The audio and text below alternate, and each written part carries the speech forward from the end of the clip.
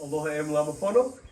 We have here from down under a couple of guests visiting us, by the way, on the Pacific Ocean. We have Naya and we have Yusef, and they're here to spend some time with us here in fair Hawaii. So we have Yusef and his daughter Naya, and today we're going to answer their questions and share some aloha from across the waters. All right, so Yusef has a question. His background that he has a black belt in is from Danzan Ryu Jujitsu, which is a system founded by Professor Henry Okazaki here in Hawaii over 100 years ago almost. So we're going to address that. So he wants to know about the aspects of Hawaiian Lua, the Royal Hawaiian Lua martial art that was incorporated into Kodenkan Jiu-Jitsu, because in his training, not all of that was always shared. So we're going to go and look at a couple elements that come from Lua.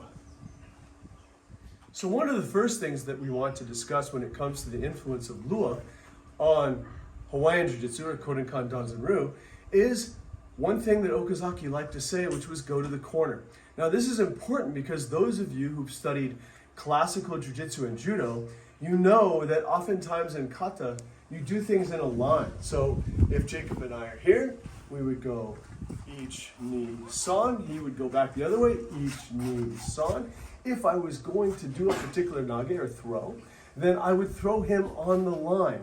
So for example, I could go each knee san and shi, and he would be in the line. Now, how that changes with Kodenkan is that we go to the corner. And it's a very Hawaiian concept to always be offline from the incoming attack of your adversary.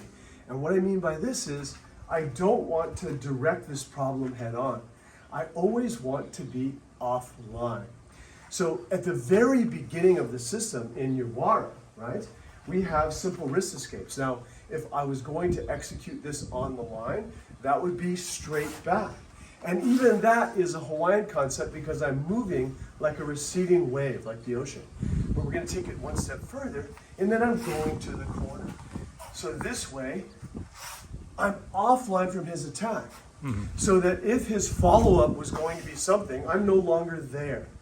And that's important even for throws, and it's important if you have more than one attacker because you're no longer in the same position where they identified the attack. And what do I mean by this? For example, if I'm here and Jacob was going to strike me in the face, if I stay here, I could stay here and fight.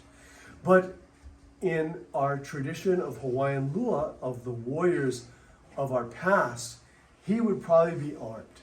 So I wouldn't want to take this chance. If this was a heavy neva or club or le'omano, the shark tooth weapon, it's better for me to not be there at all.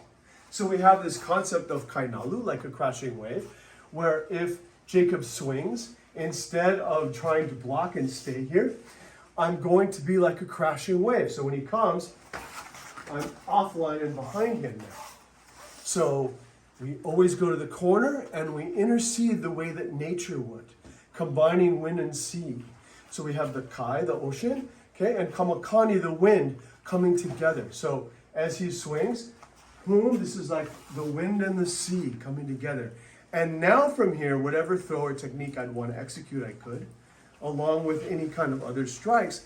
And I put myself at point of advantage, which is not sport, because Lua was made for warfare. I'm not fighting him fair. I'm fighting him from where he cannot fight back. So we're going to try a little bit of that.